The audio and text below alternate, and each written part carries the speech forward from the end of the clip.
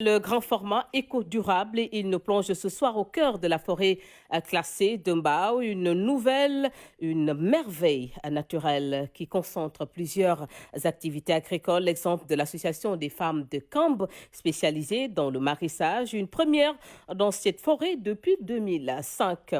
Grand format éco-durable, c'est avec la Touré.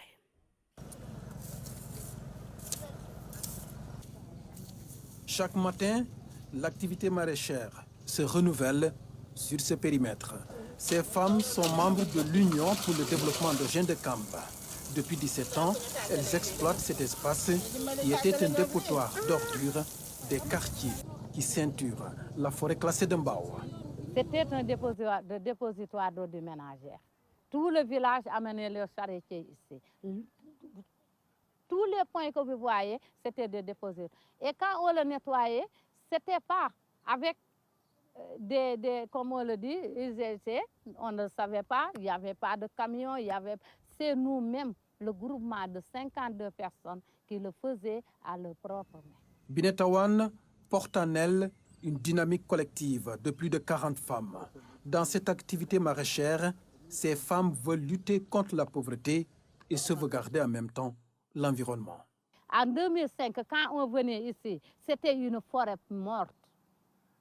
C'était une forêt morte. Là où vous êtes, vous voyez jusqu'au bassin là-bas de rétention, ça fait presque 1 kilomètre. Si nous étions ici, on voyait jusqu'à là-bas. Donc, on sait très bien que notre choix, c'était être dans l'environnement. Et on a opté aussi ce qu'on voulait vraiment. Parce qu'on ne peut plus rester dans les villages 3 jours sans venir dans notre périmètre. Dans cette parcelle de plusieurs hectares, l'eau est disponible et les différentes cultures sont bien entretenues par les femmes de Cambe.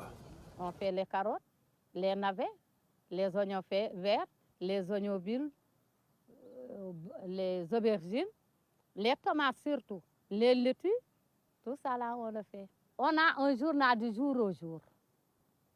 Ce journal nous permet, avec un cahier de pointage, avec ça, ça nous permet de faire le distancing de l'argent sans problème. Parce que au bout du fin du mois, nous savons qu'on a tant d'argent. On sait que chaque membre a fait tant d'heures de travail. On prend tout le collecte d'argent, on le divise par tout le pointage. Et on a le coût d'heure.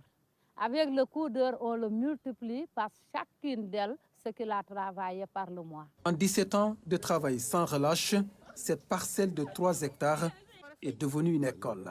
Lors de notre passage, nous avons rencontré un groupe de lutteurs, tous animés par le besoin de s'investir dans l'agriculture. Ici, on apprend les techniques culturelles en vigueur dans la zone. L'association FIS, Formation et Insertion des lutteurs du Sénégal. Donc, ce que vous voyez là, quand même, ont été délégués par l'association FIS dans l'intérêt de subir une formation qui leur permettra demain d'avoir des aptitudes dans la production végétale, dans la production animale, tout en respectant quand même les normes environnementales. Une chaîne agricole huilée, car ces femmes de Cambe ont aussi mis en place une unité de transformation avec le concours des partenaires au développement. La matière première est tirée de l'exploitation optimale de cette forêt classée de Mbao. L'idée vient du secteur des eaux et forêts avec le plan d'aménagement à travers les champs. Quand ils venaient visiter les champs pour nous demander les récoltes, comment on va le faire, c'est pourquoi on avait initié cette unité pour l'unité de transformation des fruits et légumes. Mais avant que les fruits et légumes, avant d'avoir un financement pour les fruits et légumes, on a eu un financement pour un soutien pour les céréales locales. C'est pourquoi on a pris la transformation des céréales locales en premier lieu. Après la transformation, le produit fini est exposé dans cette boutique. Ici, tout est en rapport avec la sauvegarde de l'environnement. Même l'emballage n'y échappe pas à cette logique. Un travail d'accompagnement fourni par les eaux et forêts du secteur de Pikine. Vu que les parcelles étaient auparavant des dépotoirs d'ordures, on a jugé nécessaire de les faire entrer dans la forêt pour que nous puissions, nous en tant que le secteur et le plan d'aménagement de la forêt classée de Mbao, nous puissions récupérer ces parcelles et les faire là-bas de la biodiversité reboisée dans les parcelles maraîchères. C'est comme ça que ces femmes ont commencé à travailler avec nous. Ce plan d'aménagement offre également d'autres opportunités de valorisation de cet espace vert de Dakar. Il y a aussi une miellerie qui est mise en place. Il y a la miellerie, parce que nous voulons que la forêt classée de Mbao dans le futur soit un pôle de production de miel et en même temps aussi un pôle de production d'anacarde. La forêt classée de Mbao, c'est 722,5 hectares. 8 villages entourent cette forêt classée. Ces initiatives agricoles visent à préserver ce poumon vert de la capitale.